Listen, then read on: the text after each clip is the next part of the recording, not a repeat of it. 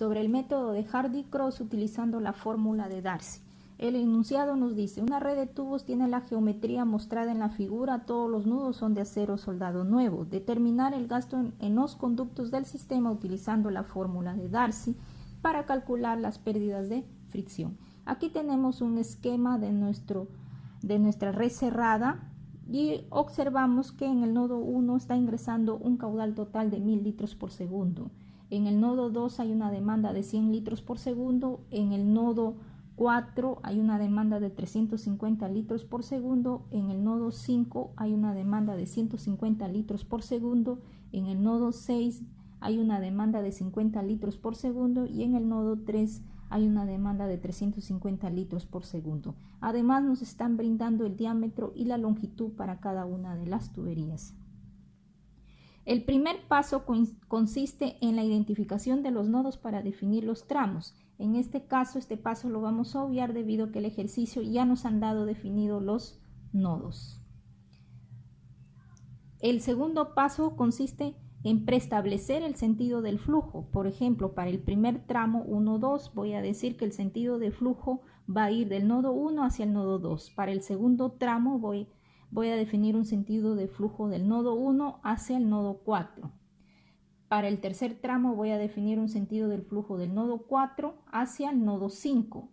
Para el cuarto tramo voy a definir un sentido de flujo del nodo 5 hacia el nodo 2. Con esto tenemos definido nuestro primer circuito. Para el segundo circuito, para el tramo 2-6 voy a definir el sentido de flujo del nodo 2 hacia el nodo 6. Para el tramo 6-3 voy a definir un sentido del flujo del nodo 6 hacia el nodo 3.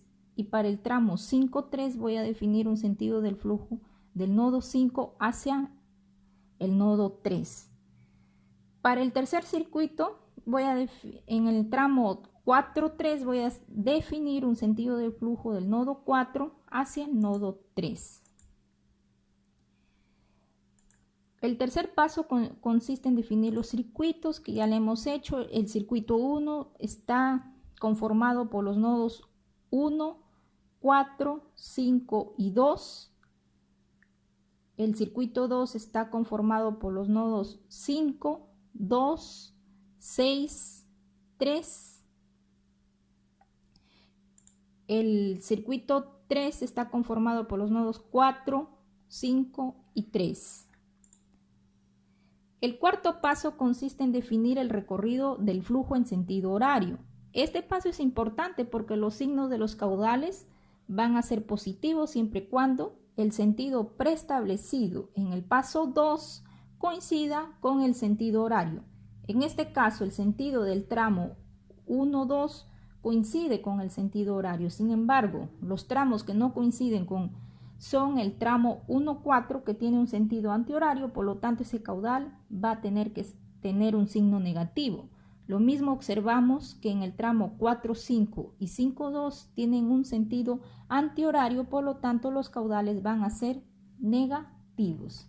Ahora, si yo me ubico en el circuito 2 y tenemos que el tramo 5-2 tiene un sentido horario, el tramo 2-6 tiene un sentido horario y el tramo 6-3 tiene un sentido horario, por lo tanto el caudal va a tener un signo positivo. Sin embargo, el tramo 5-3 tiene un sentido antihorario, por lo cual el caudal va a tener un signo negativo.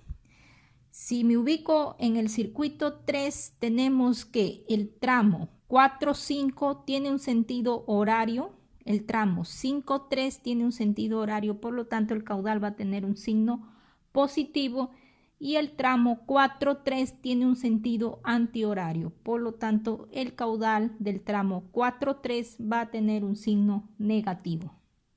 Tenemos un quinto paso, que es asignar caudales iniciales a cada uno de los tramos. Aquí vamos a asumir los caudales en los tramos teniendo en cuenta que se cumpla la ecuación de continuidad. Por ejemplo, en el nodo 1 está ingresando un caudal de 1000 litros por segundo. Entonces, yo voy a asumir que por el tramo 1-2 va a ir 400 litros por segundo y por el tramo 1,4 va a ir 600 litros por segundo, de tal manera que el caudal que ingresa hacia el nodo 1, que es 1000 litros por segundo, y el caudal que sale también debe ser el mismo para que se cumpla la ecuación de continuidad. Tenemos que 400 más 600 están los 1000 litros por segundo que están ingresando hacia el nodo 1. Ahora me ubico en el nodo 4. Vemos que hacia el nodo 4 está ingresando 600 litros por segundo de caudal.